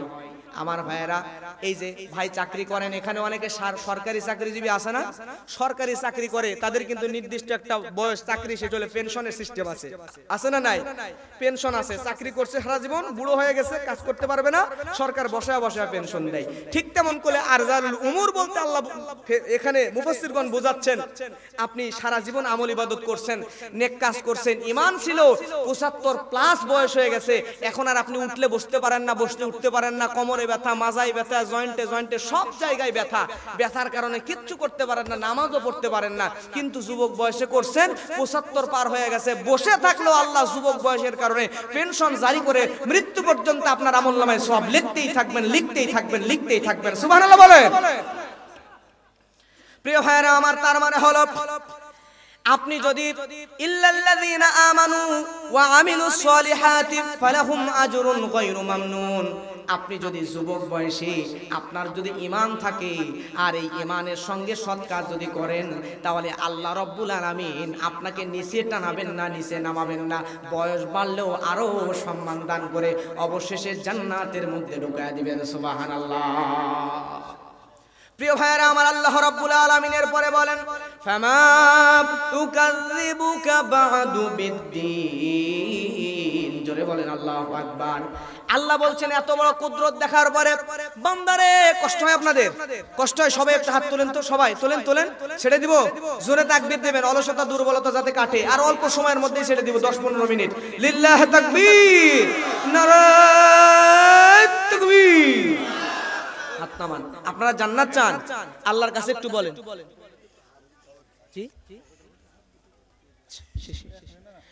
আমার ভাইয়েরা, সবাই জান্নাত চান কি চান না? আল্লাহর কাছে একটু আমার সাথে বলেন সবাই, মালিক তুমি জান্নাতে, তোমার পাশে আমার একটা ঘর বানিয়ে দিও, একটা ঘর বানিয়ে দিও। বলেন না, মালিক তুমি জান্নাতে, তোমার পাশে আমার একটা ঘর বানিয়ে। আমার ভাইয়েরা, আমাদের এক ফোঁটা নাপাক পানি থেকে আমাদের আল্লাহ আমাদেরকে একটা রক্তের টুকরা বানালেন। রক্তের টুকরা দিয়া মায়ের গর্ভের ভিতরে একটা গোস্তের টুকরা বানালেন। গোস্তের মধ্যে হাড্ডি সুন্দর করে সেটিং করে দিলেন। সেখান থেকে জীবন দিয়ে দুনিয়াতে শিশু বাচ্চা হিসাবে বের করে নিলেন। এরপরে শিশু থেকে আস্তে আস্তে আমরা যুবক হয়ে গেলাম। যুবক হওয়ার পরে আল্লাহ রব্বুল আলামিন এক ফোঁটা নাপাক পানি থেকে জীবন দিলেন। আবার যে আল্লাহ মৃত্যু দিতে পারেন, ওই আল্লাহ মৃত মানুষকেও জীবিত করার ক্ষমতাও রাখতে পারেন। সুবহানাল্লাহ। আল্লাহ রাব্বুল আলামিন সূরা দাহরের মধ্যে বলেন, হাল আতা আলাল ইনসানি হিনুম মিনাদ দাহরি লাম ইয়াকুন শাইআম মাযকুরা ইন্না খালাকনাল ইনসানা মিন নুতফাতিন আমশাক নাবতালিহি ফাজআলনাহু সামিআন বাসীরা। আল্লাহু আকবার। আল্লাহ রাব্বুল আলামিন বলেন, বান্দারে তুমি তো কিছুই ছিল না, আমি আল্লাহ তোমাকে তোমার বাবার এক ফোঁটা বীর্য থেকে, তোমার মায়ের গর্ভের মাধ্যমে, বাবার মায়ের মাধ্যমে তোমাকে আমি আল্লাহ তৈরি করলাম, দুনিয়াতে আনলাম পরীক্ষা করার জন্য। আর শোনার জন্য আমি আল্লাহ কান দিলাম, দেখার জন্য চোখ দিয়ে দিলাম, যাতে তোমাকে পরীক্ষা করতে পারে। সুবহানাল্লাহ। দেখেন, একই চালের ভাত আমরা বাড়িতে খাই। আপনার বাড়িতে দাদা আছে, দাদি আছে, পিতা আছে, নাতি আছে, আছে না? একই চালের ভাত খাই। দাদা দাদি বুড়ো হয়ে কবরের দিকে যাচ্ছে, আর বাবা যুবক থেকে বুড়ো হচ্ছে, আর ছোট্ট ছেলে শিশু থেকে যুবক হয়ে যাচ্ছে। একই চালের ভাত খাই, কিন্তু এক একজন এক এক রকম জায়গায় যায়। সুবহানাল্লাহ বলবেন না? কি নিদর্শন আল্লাহ দিয়ে রাখছে। আমার প্রিয় ভাইয়েরা লক্ষ্য করেন, এভাবে আল্লাহ রাব্বুল আলামিন আবারও বার্ধক্যের দিকে আমাদেরকে টেনে নেন, বার্ধক্যের দিকে নিয়ে চলে যান। তার মানে আল্লাহ মৃত থেকে জীবিত করতে পারেন, আবার জীবিতকে মৃত বানাইয়া, মৃত থেকে আবার জীবিত বানাইয়া হাসরের ময়দানে নিয়ে জান্নাত জাহান্নামে দিতে পারেন। কথা বলেন ঠিক কিনা? আমার ভাইয়েরা, এবারে আসেন সর্বশেষ 8 নম্বর আয়াত। কয় নম্বর? 8 নম্বর আয়াত। আল্লাহ রাব্বুল আলামিন বলেন, আলাইসাল্লাহু বিআহকামিল হাকিমিন। জোরে বলেন আল্লাহু আকবার। আল্লাহ বলছেন, বান্দারে বিচারকদের মধ্যে সর্বশ্রেষ্ঠ বিচারক কি আমি আল্লাহ নই? জোরে বলেন আল্লাহু আকবার। কারণ দুনিয়াতে একজন বিচারকের কাছে আপনার বিরুদ্ধে মিথ্যা মামলা যদি দেওয়া হয়, তাহলে ওই বিচারক আপনারে মিথ্যা মামলার উপর বেসিক করে, মিথ্যা মামলার দেখেই যাচাই বাছাই না করে ফাঁসি, মৃত্যুদণ্ড দিয়ে দিতে পারে কি পারে না? কিন্তু প্রিয় ভাইয়েরা, আল্লাহর কাছে যখন আমি আপনি রোজ হাসরের ময়দানে দাঁড়াবো, বিচার হবে, হিসাব নিকাশ হবে, কিন্তু মিথ্যা সাক্ষী দেওয়ার মতো কোনো মানুষ খুঁজে পাওয়া যাবে না। ঠিক কিনা? উত্তম বিচারক, দুনিয়াতে বিচারকরা ভুল করতে পারে, কিন্তু আল্লাহ কি ভুল করবেন? সুবহানাল্লাহ বলবেন না? কারণ হলো, আমার ভাইয়েরা লক্ষ্য করেন, ওই দিনে আমাকে আপনাকে হাসরের ময়দানে দাঁড় করানো হবে। হাসরের ময়দানে যাওয়ার পরে আমি আপনি হাসরের ময়দানে কিরামান কাতিবিন আমাদের আমলনামা যখন বের করে আনবে, আমি আপনি বলবো, আল্লাহ কিরামান কাতিবিন হয়তোবা আমাদের আমলনামার মধ্যে একটু ভুল করে বেশি গুনাহ লিখে ফেলছেন। নাউজুবিল্লাহ বলেন। আল্লাহ রাব্বুল আলামিন ওই দিন করবেন কি? সূরা নূরের মধ্যে বলেন, ইয়াউমা তাশহাদু আলাইহিম আলসিনাতুহুম ওয়া আইদিহিম ওয়া আরজুলুহুম বিমা কানু ইয়ামালুন। আল্লাহ রাব্বুল আলামিন বলে, বান্দা ওই দিন আমি আল্লাহ ওই বান্দাদের জবানকে তার বিরুদ্ধে সাক্ষী দেওয়াবো। হাত কথা বলবে, পা কথা বলবে, মুখে যদি বলেন আল্লাহ আমি গুনাহ করি নাই, কিন্তু আপনার হাত বলবে রব্বুল আলামিন এই দুনিয়াতে ছিল সরকারি চাকরিজীবী, ঘুষের টাকা আমি হাতরে দিয়া নিয়া ডোরের মধ্যে ঢুকাইছে। মারহাবা বলেন। মুখে বলবেন ঘুষ খাইনি, হাত বলবে আল্লাহ আমি তো নিজে ঘুষের টাকা ডয়ারের মধ্যে ঢুকাইছি। মুখে বলবেন আল্লাহ আমি জেনা করি নাই, কিন্তু আপনার পা বলবে রব্বুল আলামিন আমি পা হেঁটে হেঁটে অমুক এলাকায় গিয়া সুন্দরী যুবতী অমুকের তরুণী তন্নি মেয়ের সঙ্গে আমি পা হেঁটে গিয়েছি আর সে জেনা করছে। আল্লাহু আকবার। ওই দিন কি বাঁচার উপায় আছে নাকি? ওই দিন কারো সঙ্গে অবিচার করা হবে না, ওই দিন সব বান্দার সঙ্গে সঠিক বিচার আমার আল্লাহ করে দিবেন। জোরে বলেন আল্লাহু আকবার। এজন্য আমি বলি আপনি হালাল খাবেন, কোটি টাকার মালিক হন, অসুবিধা নাই। আপনি হালাল খাবেন, নামাজ পড়বেন, রোজা করবেন, হজ করবেন, বছর শেষে গুনে গুনে যাকাতের টাকা বের করে দিয়ে দিবেন। এরপরে যদি কোটিপতি আপনি হয়ে যান তারপরে কোনো অসুবিধা নাই। প্রিয় ভাইরা, আল্লাহ আপনাকে জান্নাতের মেহমান বানায় দিবেন। জোরে বলেন না সুবহানাল্লাহ। কিন্তু আমাদের সমাজে আমরা এই কাজটা করতে চাই না। আমাদের সমাজে মানুষের উপর জুলুম হয়, আমরা কথা বলি না। ওই দিন আপনার মুখ বলে দিবে রব্বুল আলামিন এই বান্দা দুনিয়াতে ফিলিস্তিনের উপরে জুলুম হয়েছে, ভারতের কাশ্মীরে মুসলমানদের উপর নির্যাতন হয়েছে, ভারতে মুসলমানদের মসজিদকে ভেঙে দেওয়া হয়েছে, মায়ানমারে মুসলমানদের উপর নির্যাতন হয়েছে, লিবিয়ায়, কাশ্মীরে, আফগানিস্তানে, সিরিয়ায়, ফিলিস্তিনে, চীনের উইঘুরে, মায়ানমারের বার্মায় এত মুসলমানদের উপরে নির্যাতন হয়েছে। রব্বুল আলামিন এই বান্দারা দেখেছে, মুখ দিয়া কথা বলে নাই, মুসলমান নামে মুসলমান মুখ দিয়া আওয়াজ বের করে নাই। এই জবান যদি আমাদের বলে দেয় সেই দিন বাঁচার কি কোনো উপায় আছে নাকি? বলে দুনিয়াতে প্রিয় ভাইরা ইসলামের ক্ষতি এত বেশি অন্য ধর্ম অবলম্বী করে নাই যত বেশি মুনাফিকরা ইসলামের ক্ষতি করেছে। কথা বলেন ঠিক কিনা? 90% ইসলামের ক্ষতি করেছে এই সমাজের কিছু নামধারী মুসলমান নামক মুনাফিক। কথা কোন ঠিক কিনা? আমরা মুসলমানরা এখন জিহাদ দেখলে ভয় পাই, জিহাদের নাম শুনলে ভয় পাই, অথচ মুহাম্মদ রাসূল সাল্লাল্লাহু আলাইহি ওয়াসাল্লাম তিনি একটা দুইটা নয় 27টা যুদ্ধের সেনাপতির দায়িত্ব পালন করেছেন। জোরে বলেন আল্লাহু আকবার। এখন যদি আমি আপনি বলি ভারতে মুসলমানদের উপর নির্যাতন হচ্ছে হোক, কাশ্মীরে যা হচ্ছে হোক, আমরা এর মধ্যে নাই, জিহাদ টিহাদের মধ্যে নাই, জিহাদ পছন্দ করি না বলবেন। আপনি যদি জিহাদকে জঙ্গিবাদের সঙ্গে তুলনা করেন, কিছু আবার মুনাফিক আছে জিহাদ নাম শুনলে জঙ্গিবাদের গন্ধ খুঁজে। কথা বলেন ঠিক কিনা? জিহাদ আর জঙ্গিবাদ এক নয়। কথা বলেন ঠিক কিনা? জিহাদ হচ্ছে কেউ আপনার বিরুদ্ধে কলম দিয়ে লেখালেখি করছে, কলম দিয়ে আপনিও লিখে তার প্রতিবাদ করবেন। সুবহানাল্লাহ। নিরপরাধ মানুষদের উপরে বম মেরে হত্যা করা, এইটার নাম জিহাদ নয়, এইটা হচ্ছে জঙ্গিবাদ। কথা কোন ঠিক কিনা? প্রিয় ভাইরা আমার, আমাদের সমাজে মুনাফিকরা জিহাদ নাম শুনলে জঙ্গিবাদের গন্ধ খুঁজে পাই, কিন্তু নবীজি 27টা যুদ্ধের সেনাপতি ছিলেন। তারপরেও আমি আপনি যদি জিহাদকে জঙ্গিবাদের সঙ্গে তুলনা করি তাহলে আমাদের ঈমান কিন্তু চলে যাবে। কথা কোন ঠিক কিনা? মুসলিমের হাদিস বলছি, বদরে যাওয়ার সময় নবীজি সাহাবীদের সামনে বসে নবীজি বললেন কুমু ইলা জান্নাতি আরদুহাস সামাওয়াতু ওয়াল আরদ। আল্লাহু আকবার। নবী বলছেন আমাদেরকে রব্বুল আলামিন এমন জান্নাত দিয়ে দিবেন যেই জান্নাতের পরিধি হবে আসমান এবং জমিনের সমান। এই কথা শোনার পরে সামনে বসেছিলেন সাহাবী হুমায়র ইবনে হুমাম আনসারী রাদিয়াল্লাহু তাআলা আনহু। ও হুমায়র ইবনে হুমাম আনসারী রাদিয়াল্লাহু তাআলা আনহু সঙ্গে সঙ্গে বললেন আহ, এই আওয়াজ করলেন কারণ হলো আল্লাহর নবী জিজ্ঞাসা করলেন, রে হুমাম আনসারী তুমি আহ শব্দ কেন করলা? সঙ্গে সঙ্গে হুমাম আনসারী বললেন, ইয়া রাসূলুল্লাহ আপনি যে বললেন কুমু ইলা জান্নাতিন আরদুহাস সামাওয়াতু ওয়াল আরদ, আপনি যে বললেন আসমান আর জমিনের সমপরিমাণ জান্নাত আল্লাহ দিবেন, জিহাদে যদি যায় আল্লাহ যদি এমন জান্নাত আমাদেরকে দেয়, এই জান্নাতের আমি মনে মনে চিন্তা করে এই জান্নাতের ভাবনাই পড়ে আহ শব্দ আবেগে মুখ দিয়ে বের হয়ে গেছে। সুবহানাল্লাহ। নবীজি এবার দেখলেন, সঙ্গে সঙ্গে বললেন, ও উমাইর ইবনে হুমাম তুমি যদি যুদ্ধের ময়দানে গিয়া যুদ্ধ করতে পারো, শহীদ হয়ে গেলে এমন বড় জান্নাত আল্লাহ তোমাকে দান করে দিতে পারেন। সঙ্গে সঙ্গে উমাইর ইবনে হুমাম খেজুরের ছুরি নিয়া খেজুর খাচ্ছিলেন। খেজুরের ঝুড়ি নিয়ে খেজুর খাচ্ছিলেন।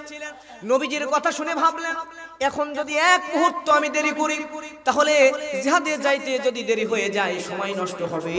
সঙ্গে সঙ্গে হাতের মধ্যে থেকে খেজুরের ঝুড়ি দূরে ছড়িয়ে ফেলে দিলেন। ছুঁড়ে ফেলে দেওয়ার পরে উমায়ের দৌড় দিয়ে জিহাদের ময়দানে চলে গেলেন। জিহাদ করতে করতে উমায়ের ইবনে হুমাম আনসারী ওই জায়গায় শহীদ হয়ে জমিনের মধ্যে পড়ে গেলেন। আল্লাহর নবী এই দৃশ্য দেখলেন। কিছুক্ষণ আগেই যে সাহাবী খেজুর খাচ্ছিলেন, এই সাহাবী খেজুরের ঝুড়ি ফেলে দিয়া জিহাদের ময়দানে এসে জিহাদ করতে করতে শহীদ হয়ে গিয়েছে। নবী বললেন, জান্নাতি জান্নাতি জান্নাতি। উমায়ের ইবনে হুমামকে আল্লাহ ওই আসমান আর জমিনের সমপরিমাণ জান্নাত দান করে দিবেন। সুবহানাল্লাহ। ও ভাইরা, আমাদের তো হাত আছে, আমাদের তো পা আছে, আমাদের তো চোখ আছে, আমাদের শরীরের মধ্যে শক্তি আছে, কিন্তু জিহাদকে আমরা ভয় পাই।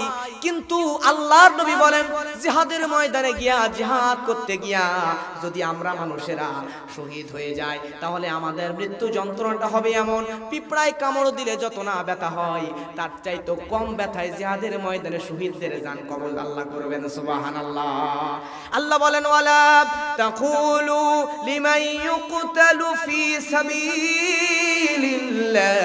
আমওয়াত বাল আহয়াউন ওয়ালাকিন লা তাশউরুন। আল্লাহ রাব্বুল আলামিন বলেন, আল্লাহর পথে যারা নিহত হয়ে যায় তাদেরকে মৃত বলো না, বরং তারা জীবিত তোমরা জানো না। সুবহানাল্লাহ। আমার চোখ আছে, আপনার চোখ আছে, জিহাদকে কেন ভয় পাবেন? মুসলমান শুনে নাও, নামাজ পড়া যেমন ফরজ, রোজা করা যেমন ফরজ, হজ করা যেমন ফরজ, জিহাদের ময়দানে জিহাদ করে শহীদ হয়ে যাওয়াও তেমন ফরজ। কথা বলেন ঠিক কি না? আমার চোখ আছে, কান আছে, হাত আছে, পা আছে, কিন্তু নবীজির একজন সাহাবী আব্দুল্লাহ ইবনে উম্মে মাকতুম সাহাবীর নাম। সাহাবীর চোখ নাই, চোখে দেখতে পায় না। সাহাবী জিহাদের তামান্না এমন, নবীজির কাছে গিয়া বলে, ইয়া রাসূলুল্লাহ, আমি আপনার সাথে জিহাদে যেতে চাই। আল্লাহর নবী বলেন, রে আব্দুল্লাহ ইবনে উম্মে মাকতুম, তোমার তো চোখ নাই, তুমি জিহাদে যা কি করবা? তুমি তো অস্ত্র দিয়ে আঘাত করতেও পারবা না, তোমাকে আঘাত করলে তুমি তো ঠেকাইতেও পারবা না, জিহাদে যাওয়ার দরকার নাই। নবীজি অনুমতি দিলেন না। কিন্তু একজন অন্ধ মানুষ জিহাদের তামান্না থাকলে কি হয়, আশা আকাঙ্ক্ষা থাকলে কি হয়? আব্দুল্লাহ ইবনে উম্মে মাকতুম নবীজির পরে হযরতে আবু বকরের জামানায় হযরতে আব্দুল্লাহ ইবনে উম্মে মাকতুম আবু বকরের কাছে গিয়া জিহাদের অনুমতি চাইলেন। ও মুসলমান, একটু কান খাড়া করে শুনেন, কষ্ট হয় নাকি আপনাদের? একটু কান খাড়া করে শুনেন, এক্ষুনি শেষ করে দিব। জিহাদের ময়দানে যাবেন, আবু বকরের কাছে যে অনুমতি চাইলেন, অনুমতি পাইলেন না। এরপরে হযরত ওমরের জামানায় খলিফা হয়ে গেলেন হযরত ওমর রাদিয়াল্লাহু তাআলা আনহু। এইবারে গাজওয়ায়ে কাদেসিয়া নামক জিহাদের দামামা বেজে গেল। আব্দুল্লাহ ইবনে উম্মে মাকতুম হযরত ওমরের দরবারে আসলেন। আসার পরে ওমরকে বলেন, আমিরুল মুমিনিন, আমি গাজওয়ায়ে কাদেসিয়ায় জিহাদ করতে চাই, জিহাদের ময়দানে যেতে চাই, আমাকে অনুমতি দিয়ে দেন। হযরত ওমর বলে, রে আব্দুল্লাহ ইবনে উম্মে মাকতুম, তোমার তো চোখ নাই, তোমার তো চোখে দেখতে পাও না, তুমি কেমন করে জিহাদের ময়দানে যাবে? আব্দুল্লাহ ইবনে উম্মে মাকতুমকে ভয় দেখানোর চেষ্টা করলো, কিন্তু আব্দুল্লাহ ইবনে উম্মে মাকতুম অন্ধ মানুষ, কিন্তু বাতিলকে ভয় পাবে। ঈমান ছিল অনেক বেশি, এজন্য কবি বলেছেন, বাতিল সে দবনে ওয়ালে, বাতিল সে দবনে ওয়ালে आय आसमान ही हम सोबर कर चुका है तू इम्तिहान हमारा। लिल्लाह तकबीर। মুসলমান ইমানদার বাতিলের কাছে কখনোই মাথা নত করে না। তার উজ্জ্বল দৃষ্টান্ত হলো আব্দুল্লাহ ইবনে উম্মে মাকতুম, অন্ধ সাহাবী। এই সাহাবীর মতো জোশ ঈমান যদি আমাদের থাকতো তাহলে শুধু বাংলাদেশ নয়, तमाम পৃথিবী মুসলমানদের অধীনস্থ আল্লাহ করে দিতেন। কথা বলেন ঠিক কি না? কারণ এক সময় तमाम পৃথিবী মুসলমানদের অধীনস্থ ছিল। এজন্য একজন কবি বলেছেন, चीनो आरोब हमारा, चीनो आरोब हमारा, हिंदुस्तान भी हमारा, मुस्लिम है हम वतन है सारा जहां हमारा लिल्लाह तकबीर চীন আমাদের আরব আমাদের হিন্দুস্তান পাক ভারত সব আমাদের কারণ মুসলিম আমরা तमाम দুনিয়া মুসলমানদের জন্মস্থান কথা বলেন ঠিক কি না আব্দুল্লাহ ইবনে উম্মে মাকতুম বলে আমার আমিরুল মুমিনিন আপনি এই কথা বলবেন আমি জানি আল্লাহর হাবিবের জামানায় এই কথা বলা হয়েছে আবু বকরের জামানায় এই কথা বলা হয়েছে আমি তো অন্ধ মানুষ আমার চোখ নাই চোখে দেখতে পাই না জিহাদের ময়দানে গিয়ে আমি কি করব আপনি একই কথা বললেন কিন্তু জেনে নেন আমি এর উত্তর আগের থেকে রেডি করে নিয়ে এসেছি সুবহানাল্লাহ আব্দুল্লাহ ইবনে উম্মে মাকতুম রাদিয়াল্লাহু তাআলা অন্ধ মানুষ তার ঈমানি জজবা কেমন আব্দুল্লাহ ইবনে উম্মে মাকতুম বলে আমিরুল মুমিনিন আমার চোখ নাই তো কি হয়েছে আমার তো দুইটা হাত আছে আমি দেখতে পাই না আমি হয়তোবা তরবারি দিয়ে আঘাত করতে পারবো না তরবারির আঘাত আমার শরীরে আসলে ওইটা আমি আটকাইতেও পারবো না কিন্তু আমি তো জিহাদের ময়দানে কালেমার পতাকাটা উঁচু করে ধরে রাখতে পারবো সুবহানাল্লাহ আমিরুল মুমিনিন তার সঙ্গে কথাই না পেরে উঠে তাকে অনুমতি দিয়ে দিলেন আল্লাহু আকবার গাজওয়ায়ে কাদেসিয়া বুঝবেন মুসলমান অন্ধ সাহাবী কালেমার পতাকা হাতে নিয়ে যুদ্ধের ময়দানে গেছে যুদ্ধ চলতেছে কাফেরদের বিরুদ্ধে যুদ্ধের ময়দানে মুসলমান শহীদ হয় কাফেরদেরকেও দুনিয়া থেকে কুকুরের মতো করে বিদায় করে দেয় আর মুসলমানদেরকে আঘাত করতে করতে লক্ষ্য করে দূরে একজন মানুষ গাছের মতো কালেমার পতাকা আকাশের মধ্যে ধরে আছে ওই কাফেরদের বুঝতে দেরি হলো না আব্দুল্লাহ ইবনে উম্মে মাকতুম অন্ধ মানুষ তার চলাফেরায় বুঝতে দেরি হলো না তারা সবাই দৌড়ে চলে আসলো আব্দুল্লাহ ইবনে উম্মে মাকতুমকে ঘিরে ধরলো ঘিরে ধরার পরে তার শরীরের মধ্যে এমন ভাবে আঘাত করা শুরু করে দিল ও ভাইরা আমার আব্দুল্লাহ ইবনে মাকতুম ধরাশয়ী হয়ে জমিনের মধ্যে পড়ে যায় আব্দুল্লাহ ইবনে উম্মে মাকতুমের শরীরের মধ্যে তরবারি দিয়ে আঘাত করে ঢাল দিয়ে আঘাত করে বর্ম দিয়ে আঘাত করে এত জোরে জোরে তরবারি দিয়ে আঘাত করতেছে বল্লমের আঘাতে আব্দুল্লাহ ইবনে উম্মে মাকতুম অন্ধ মানুষটা ডানে বামে সরেও যেতে পারে না তার শরীরের এফোড় ফোড় বল্লম বের হয়ে যায় তরবারি বের হয়ে যায় ক্ষত বিক্ষত দেহ অন্ধ মানুষ জমিনের মধ্যে পড়ে আছে আব্দুল্লাহ ইবনে উম্মে মাকতুম জমিনের মধ্যে পড়ে শহীদ হয়ে গেছে দুনিয়া ছেড়ে চলে গেছে আল্লাহর হাবিব সাল্লাল্লাহু আলাইহি ওয়াসাল্লামের সাহাবীরা হাঁটতেছে আর খুঁজতেছে সাহাবীদের মধ্যে কে কে শহীদ হয়ে গিয়েছে লাশগুলো খুঁজে খুঁজে বের করছে খুঁজে বের করতে করতে এক সময় দেখে দূরে আমাদের প্রিয় সাহাবী আব্দুল্লাহ ইবনে উম্মে মাকতুম জমিনের মধ্যে পড়ে আছে আব্দুল্লাহ ইবনে উম্মে মাকতুমের ঈমান কেমন ছিল জমিনের মধ্যে দেহ পড়ে আছে শহীদ হয়ে গেছে কিন্তু আব্দুল্লাহ ইবনে উম্মে মাকতুম কালেমার পতাকা জমিনে পড়তে দেয় নাই আসমানের দিকে মৃত শহীদ হয়ে হাত দিয়ে মৃত শরীর কালেমার পতাকা টাঙিয়ে রাখছে সুবহানাল্লাহ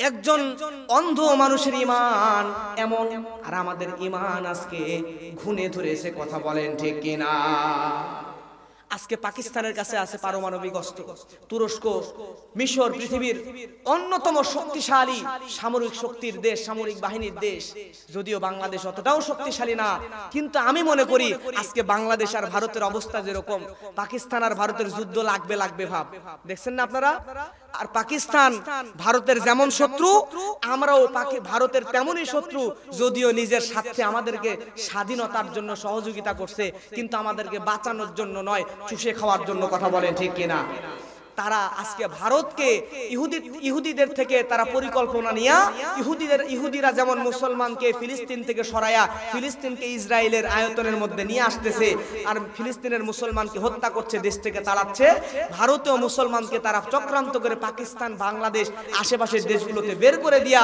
এই বাংলাদেশটাকে তারা মুসলমান ঢুকায়া বাংলাদেশে হামলা করে তারা চায় বাংলাদেশ পাকিস্তান সমস্ত মুসলিম কোনো দেশ না বরং ভারতের হিন্দুদের শত্রু হয়ে গেছে পৃথিবীর মুসলমানেরা কথা বলেন ঠিক কিনা আজকে আমরা এখনো যদি বসে থাকি তাহলে ইমানের দুর্বলতা নিয়ে যদি থাকি, একটা সময় আসবে ফিলিস্তিনকে মারার পর, ভারতের মুসলমান, কাশ্মীরের মুসলমানদেরকে মারার পর আমাদের উপরেও ওই বাহিনীরা হামলা করতে পারে। কথা বলেন ঠিক কিনা?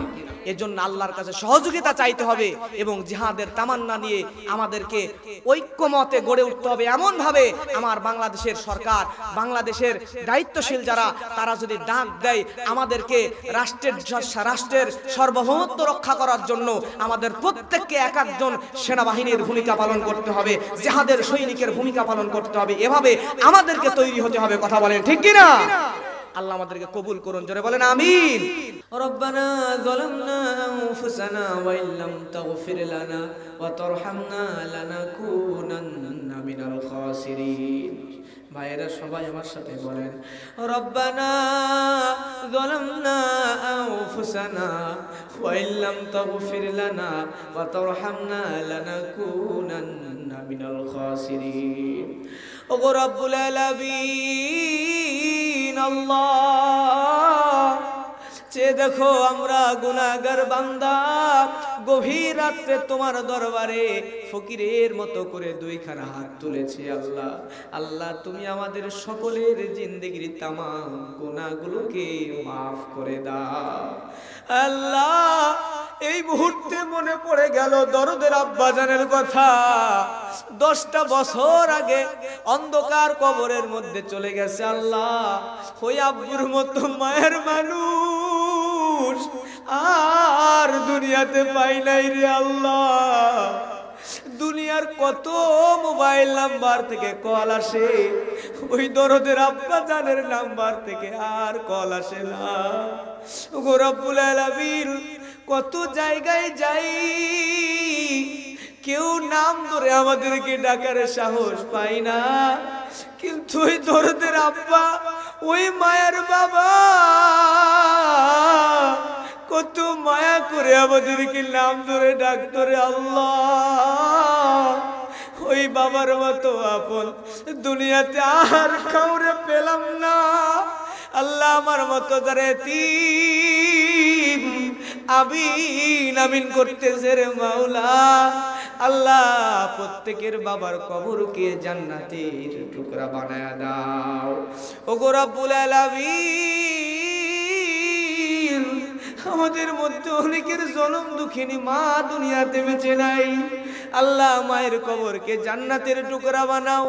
ওই মায়ের মতো না আপন কাউরে পাই নাই। আল্লাহ, আমাদের এই এলাকার সন্তান মখলিসুর রহমান মিল্টন ভাই, তার বাসায় যখন আপ্যায়ন করা ছিল, আল্লাহ বড়ই আফসোস করে বলতেছিল, বাবা মা কেউ নাই, মায়ের মতো আপন কেউ হয় না। আজকে যদি মা বেঁচে থাকতো, কেউ না থাকলো, মা পাশে বসে মায়ের কাছে গল্প করতে পারতো। আল্লাহ, আমাদের অনেকের জনম দুঃখিনী মা বেঁচে নাই। ওই মা আমাদেরকে কত কষ্ট করে লালন পালন করছে। আমরা যখন মায়ের পেটের ভিতরে ছিলাম, আল্লাহ ওই মায়ের কলিজা বরাবর লাথি মারছি, মায়ের ঘুম হয় নাই। রব্বুল আলামিন, মা পিঠের ব্যথায় দৌড় দিয়া বারান্দার পিলার ধরে চোখের পানি ছেড়ে দিয়া কাঁদছে। দুনিয়ার কাউরে কাছে নালিশ করে নাই। মুরগির ডিম, হাঁসের ডিম বিক্রি করে আমাদেরকে লেখাপড়া করাইছে। ওই মা যাদের নাই রে মালিক, ওই মায়ের কবর কি জান্নাতের টুকরা বানায়া দাও। রব্বুল আলামিন, আমাদেরকে জাহান্নামের আগুনে পোড়ায়ও না। ওই জাহান্নামের আগুন আমরা সহ্য করতে পারবো না। আল্লাহুম্মা আজিরনা মিনান নার, আল্লাহুম্মা আজিরনা মিনান নার। আল্লাহ, কবরের আযাব আমাদেরকে দিও না।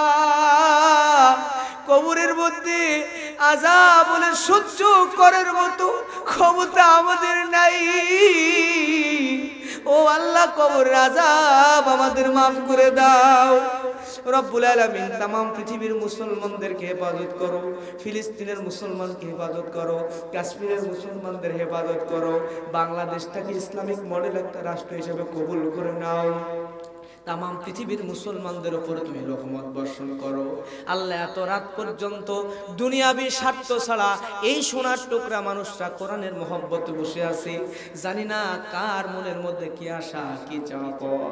রব্বুল আলামিন সবার মনের মধ্যেকার সমস্ত নেক আশাগুলোকে কবুল আর মঞ্জুর করে নাও।